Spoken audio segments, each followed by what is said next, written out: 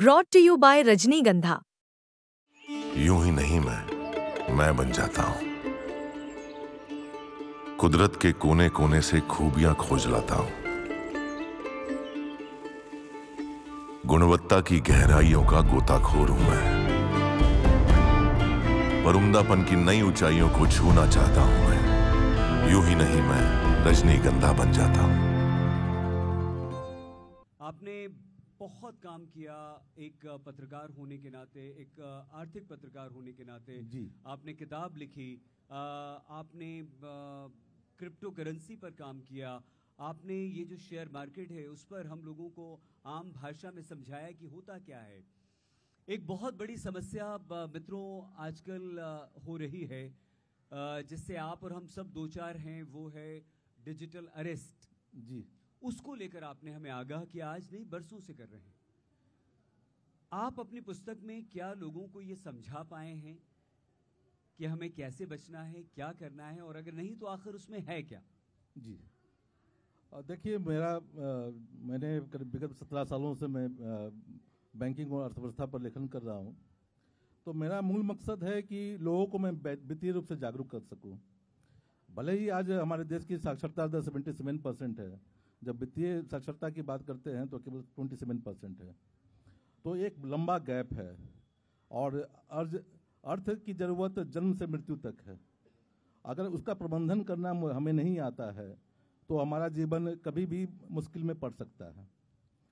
अभी भारतीय reserve bank ने भी इसे जरूरी समझा और फाइनेंशियल लिटरेसी पर 2016 से काम कर रहा है। हर साल फाइनेंशियल लिटरेसी वीक मनाया जाता है और हर बार एक थीम के जरिए काम करती है रिजर्व बैंक और पूरे देश में जागरूकता फैलाने का काम करती है। इस साल का जो थीम है आपका वित्तीय साक्षरता महिलाओं की समृद्धि, और पिछले साल भी एक अच्छी थीम थी, सभी शुरुआत करें वित्तीय रूप से स्मार्ट बने। जी। तो वित्तीय रूप से स्मार्ट हम कैसे बन सकते हैं?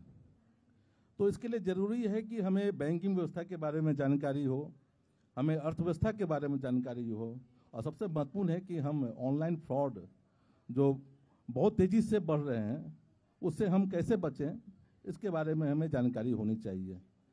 और ये तभी संभव है जब हम अपने बच्चों को शिक्षित करें फाइनेंशियली, हमारे अपने बुजुर्ग को शिक्षित करें। आज भी हम देखते हैं कि कई घरों के जब मुखिया का देहांत हो जाता है तो अर्थ प्रबंधन नहीं आने की वजह से उनके बच्चे नहीं समझ पाते हैं, उनकी पत्नी नहीं समझ पाती है और परिवार सड़क पर आ जाता है।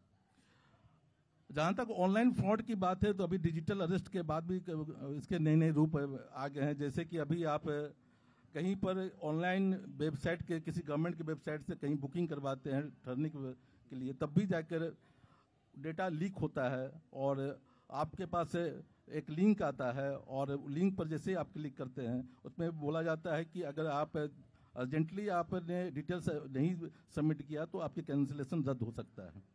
और लिंक पर क्लिक करते ही एक पेमेंट का पेज खुलता है और उसके बाद अगर आप आगे बढ़ते हैं तो आपके पैसे आपके खाते से निकल जाते हैं। बहुत ध्यान से सुनिएगा प्लीज। ऑनलाइन फ्रॉड में सबसे महत्वपूर्ण है कि आप सावधान रहें, सचेत रहें और लालच नहीं करें। इंसान स्वभाव से ही लालची होता है और जहां उसको लगता है कि कुछ फायदे हैं तो फिर जाकर वो उस जाल में फंस जाता है।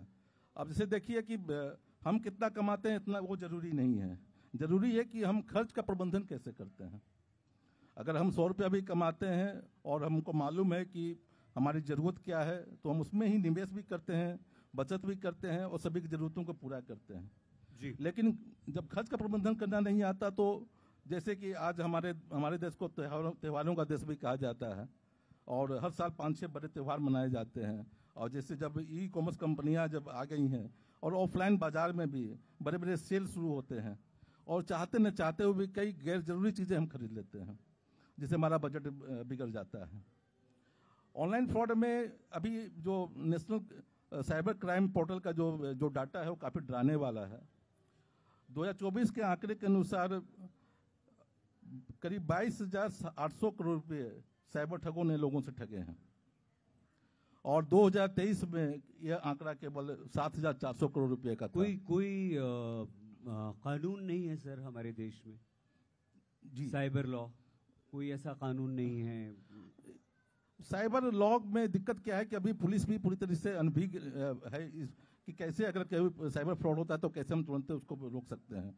और सबसे बड़ी चीज़ है कि जो हम यूजर हैं, जैसे कि यूपीआई का इस्तेमाल करने के मामले में हमारा देश दुनिया के अग्रणी देशों में से एक है। बिल्कुल। लेकिन जब आंकड़े की हम बात करते हैं तो करीब 82% लोग यूपीआई भुगतान करते हैं।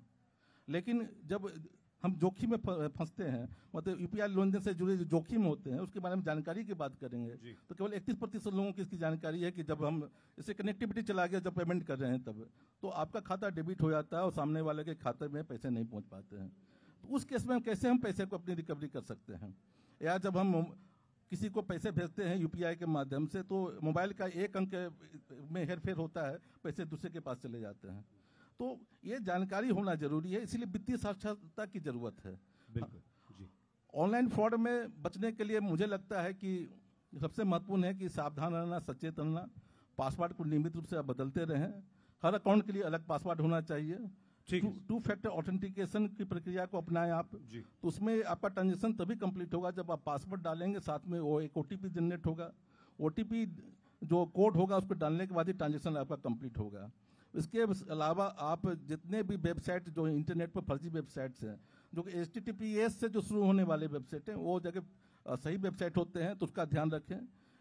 फ्रॉडस्टर क्या करते हैं कि जो बड़ी कंपनियां हैं उसके मिलते जुलते नाम से वेबसाइट बनाते हैं और हम झांसे में फंसते हैं।